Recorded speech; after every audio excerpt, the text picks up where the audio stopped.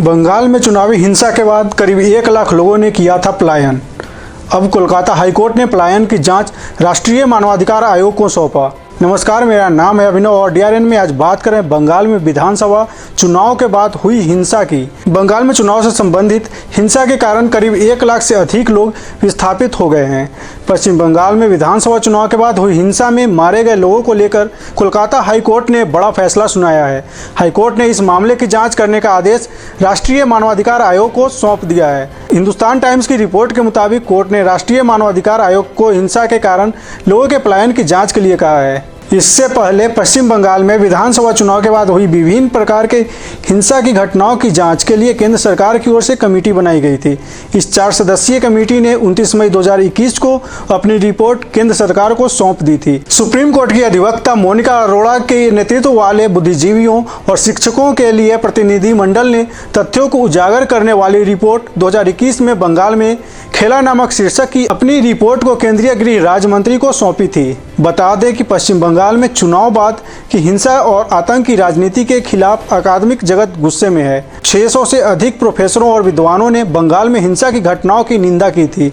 अकादमिक जगत की ओर से जारी बयान में कहा गया था कि बंगाल की एक बहुत बड़ी आबादी डर के माहौल में जी रही है, क्योंकि बंगाल में हुए विधानसभा चुनाव में तृणमूल कांग्रेस के खिलाफ वोट करने वालों को निशाना बना रहे हैं।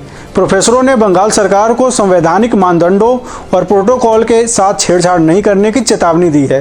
साथ ही राज्य में बदले की राजनीति बंद करने की अपील की है।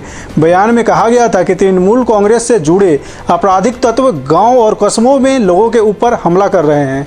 हजारों लोगों की संपत्तियां लूट ली गई है। ऐसे में उनके सामने भुखमरी का संकट पैदा हो गया है। कहा गया था कि ऐसी खबरें हैं कि चुनाव के बाद हुई हिंसा में महिलाओं समेत दर्जनों लोगों को मौत के घाट उतार दिया गया। बंगाल में सत्ताधारी पार्टी की ओर से समर्थित गुंडों के डर से हजारों लोग अपना सब कुछ छोड़कर पड़ोसी राज्यों उड़ीसा, झारखंड और असम में शरण ले रहे हैं। बावजूद इसके पुलिस, स्थानीय प्रशासन, समाज और मीडिया या तो अपराधियों के साथ है या फिर राज्य सरकार के डर से चुप है। उस बयान में कहा गया था कि हम बंगाल में उन लोगों के लिए चिंतित हैं जिन्हें स्वतंत्र और निष्पक्ष मतदान के लिए अपने लोकतांत्रिक अधिकार का प्रयोग करने के कारण सत्ताधारी दल के क्रोध का सामना करना पड़ा। इतना ही नहीं, शिक्षाविदों ने टीएमसी सरकार से राज्य में बदले की राजनीति बंद करने की मांग की थी। पत्र में कहा गया था कि टीएमसी से जुड़े आपराधिक किस्म के लोग उसकी विपरीत विचारधारा वाले लोगों पर हमले कर रहे हैं। 5 मई 2021 को ऑफ इंडिया ने रिपोर्ट प्रकाशित की थी। इसमें बताया गया था कि टीएमसी के गुंडों की हिंसा के कारण भाजपा कार्यकर्ताओं ने बंगाल से पलायन कर असम चले गए थे।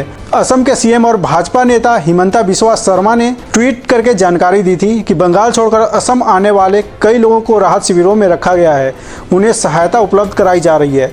उन्होंने कहा था कि बंगाल में भय के वातावरण के कारण जारी पलायन के बीच असम पहुंचे 450 से अधिक लोगों को धुबरी में 2 राहत शिविरों में रखा गया है और उन्हें आवश्यक सुविधाएं मुहैया कराई जा रही है।